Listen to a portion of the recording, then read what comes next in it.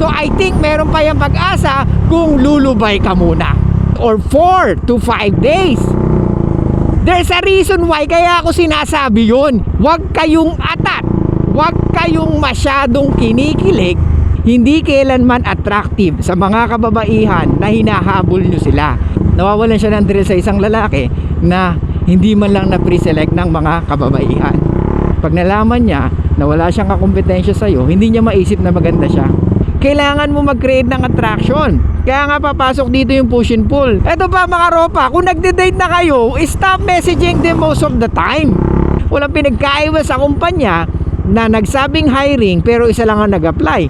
Kaya pag ang sex, mabilis mo makuha or madalis binigay ng isang babae sa'yo, hey, what's up guys, it's your boy, Suplado Moto. Okay, for tonight's vlog, let's talk about ang nag-send ng message sa atin. So may concern si Ropa. So may problema yung Ropa natin sa kanyang EA. So ang concern niya is, ganito guys, meron daw siyang EA na dinedate. Pero bro, hindi mo sinabi sa akin kung matagal na ba kayo nagde-date.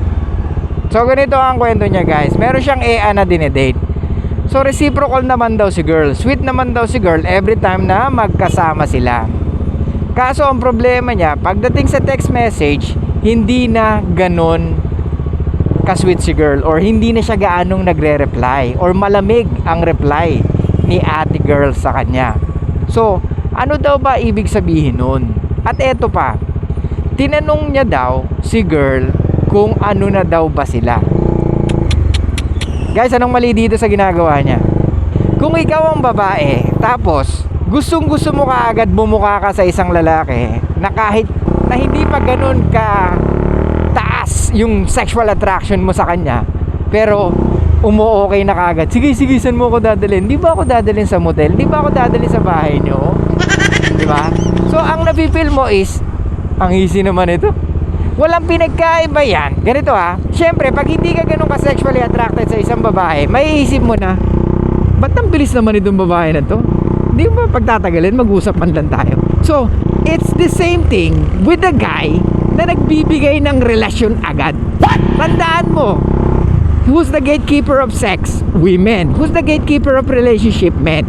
Kaya pag ang sex, mabilis mo makuha or madalis binigay ng isang babae sa'yo, tapos hindi ka pa ganun ka-attracted sa kanya, or hindi ka ganun ka-sexually attracted sa babae, ano maisip mo?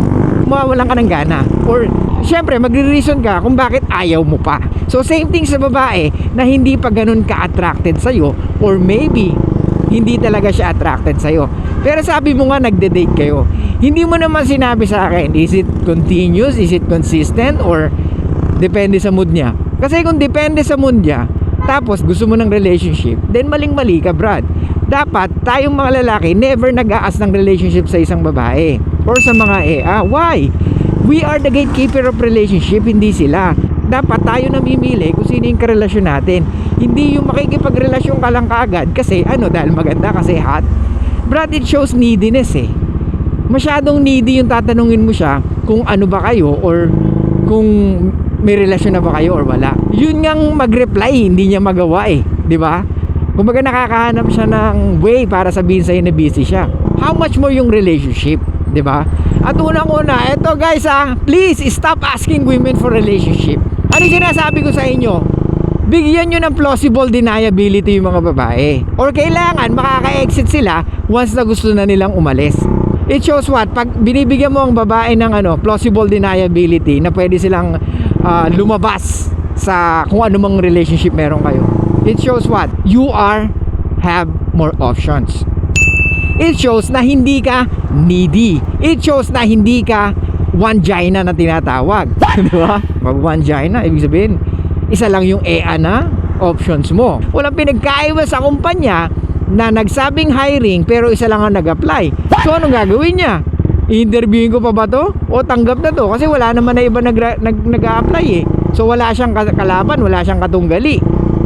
So mapipilitan yung company na i-hire etong nag-apply na to kasi nga walang ibang kakompetensya yung nag-apply. So mapipilitan na siya na i-hire tong isang nag-apply. Di ba? Kumbaga formality na lang. So same thing din sa paghanap ng karelasyon. So it shows what? Neediness. Kasi atat na atat ka magkaroon kayo ng relasyon eh, di ba? Atat na atat ka makasama siya. Tapos eto pa mga ropa, kung nagde-date na kayo, stop messaging them most of the time. Kasi hindi attractive sa mga babae or hindi mo sila binibigyan ng chance na ma-feel niya yung something inside her na parang kasama ko lang siya kanina pero ngayon nagme-message na naman siya. Ano sinasabi ko sa inyo guys? Give them a gift of absence. Diba? Kailangan nilang maramdaman kung kailangan kanila sa buhay. Kailangan mo mag-create ng attraction. Kaya nga papasok dito yung push and pull na ayaw ng karamihan na tinatawag na push and pull kasi very manipulative daw yun or it's a manipulation. No, it's not. Hindi manipulation yung nagpo-push and pull ka. You are creating attraction. Kasi ikaw nagbibigay ng gift sa kanya, yung which is your absence, para ma-feel niya kung gusto ka ba talaga niya o hindi. You are helping yourself and the girl to feel something, para ma-discover niya sa sarili niya na, oh, I like this guy. Pero ba't hindi siya nagre-reply or hindi siya nagme-message? Usually, mga guy na nakakausap ko, nagre-reply agad after ng date namin, pero or nagme-message agad, pero itong guy na to, is very different. So, it shows what? Indifferent. Oh, kasi wala kang pake. Diba? Kasi wala kang you showing lack of interest, which is very attractive for women. Diba? Kaya nga guys, kung tingin nyo, yung mga napapanood nyo sa Korean novela, okay. No, it's not. Hindi kailanman magiging okay yung nangungulit ka ng babae tapos akala mo sweet. No, it's not. Pag in a relationship ka, kinukulit mo siya, yung pwede yun. Kasi in a relationship ka na, walang problema doon. Kasi very understandable yun na pwede mong namimiss siya or pwedeng gusto niya yun. Kasi parang you giving her reassurance, di ba? Or parang mas lalo siyang nagiging maganda pag hinahabol-habol mo siya. Kaya nga ang babae, pag nalaman niya na wala siyang kakumpetensya sa'yo, hindi niya maisip na maganda siya. Nawawalan siya ng thrill sa isang lalaki na hindi man lang na-pre-select ng mga kababaihan. So guys, hindi po manipulation yung push and pull. Like I said, binibigyan mo ng chance yung babae na makapag-isip kung gusto ka ba niya talaga. And at the same time, yung gift of absence, it shows marami kang ginagawa sa buhay. Na hindi ka basta-basta bigay lang ng bigay ng oras, di ba? So doon ka nagki-create ng attraction, di ba? Doon marirealize ng babae, ay, I think gusto ko talaga siya. Kasi ngayon hindi siya nagme-message, naiisip ko siya. Ayun na sinasabi ko sa inyo, kailangan kanyang maisip. Kailangan niyang maisip kung anong ginagawa mo. Kailangan niyang maramdaman yung absence mo. Gets? Guys, please listen very carefully. Dito kayo lahat nagkakamali. Actually, ang dami nyo nagme-message sa akin na same lang kayo na situation. Minsan honestly, parang naiisip ko, nanonood ba talaga to ng mga videos ko? Pero dahil itong si Ropa, same na naman ang sitwasyon, kaya iisahin ko na lang. Almost same. Karamihan na nagme-message sa akin na mga lalaki naghahabol ng babae. Uulitin ko sa inyo, mga Ropa, hindi kailanman attractive sa mga kababaihan na hinahabol nyo sila. Kasi nga, unang-una, it shows neediness. Pangalawa, it shows wala kang options. Pangatlo, wala kang game. Gets? At pang-apat, you are not giving them gift of absence. At pang-lima, hindi ka misteryosong tao. You are very predictable na lalaki. Kaya nawawalan sila ng thrill sa'yo. At uulitin ko sa mga nagsasabi na push and pull is manipulation. No, it's not. Uulitin ko, you are giving a woman a gift of absence for her to know if she's really into you or kung interesado ba siya sa'yo. Walang manipulation sa push and pull. Walang pinagkaiba yan. Kukuha ka ng motor, sinabi mo, sige, pag-isipan ko, balikan kita. Pero anong ginagawa nung ahente? Keep on messaging yung kinukulit ka. Siyempre, maiirita ka. Diba? Maiinis ka.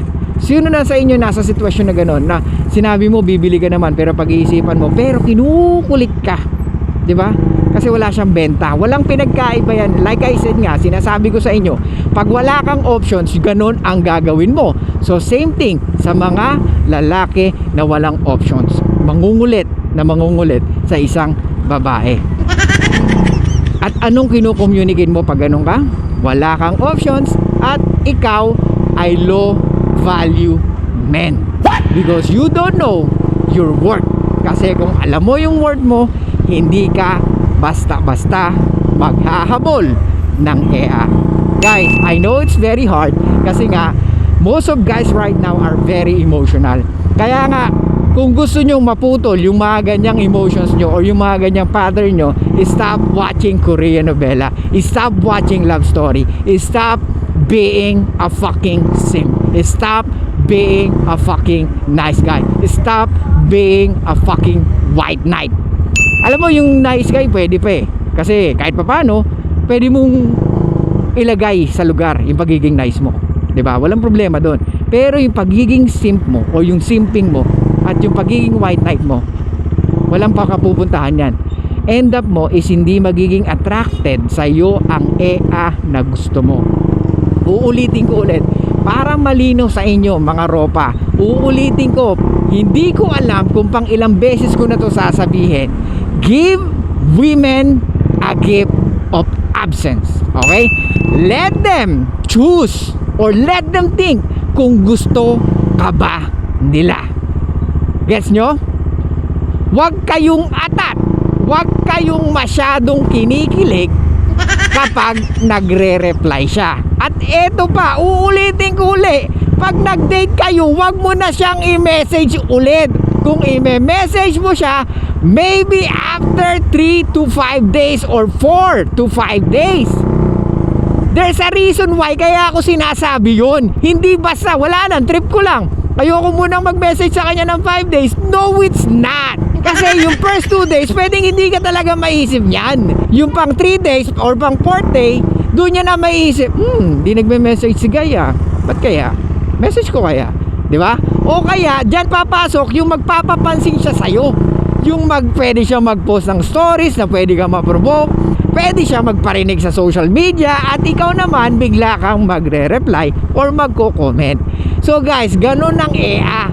They are very passive, okay? Hindi sila active when it comes to approach men. Kumbaga, ang babae, pag nakipag-flirt, very passive. Gets? So titingnan niya kung sasakay ka or magre-react ka or magre-respond ka sa mga ginagawa niya. At eto rin mga ropa, tandaan nyo to, pag pinagtagal mo rin yung pag-respond mo or yung pag-message sa kanya, pwedeng mag-die down yung kanyang interest sa'yo. Okay? Kaya huwag kayong masyadong coops, huwag kayong masyadong pa-importante, huwag din kayong masyadong entitled. Pero anyway, most of men are hindi naman ganun. Actually, most of men are simp. At least 80% of men are simp. Dahil we are programmed or we are conditioned by the society na dapat ganito tayo kung ano yung napapanood natin. Kaya maling-mali. Kaya kung gusto mong mabago yung pattern mo, stop watching Korean novela or any love stories. Okay? Kung mga ano pa yan, kung mga pick-up lines pa yan, pwede. You can watch. Pwede ka matuto. Kagaya ng kay Vitali. Guys, I know most of you galit kay Vitali. But I just want to add lang alam nyo ba, Vitali is one of my favorite creator. Napakagaling ni Vitali. Kaya nga 10 million yung followers niya sa YouTube because he is the GOAT. Legend yan si Vitali. Kaso nga lang, yun nga, so nagiging coop siya lately. Kasi gusto niyang bumalik pero nahirap na siya makabalik. Alam niyo ba kung paano nasira yung karir niya? Dahil din sa EA niya. Since naghiwalay sila nung EA niya, nasira yung karir niya. Okay naman sila nung ano niya, nung EA niya last time.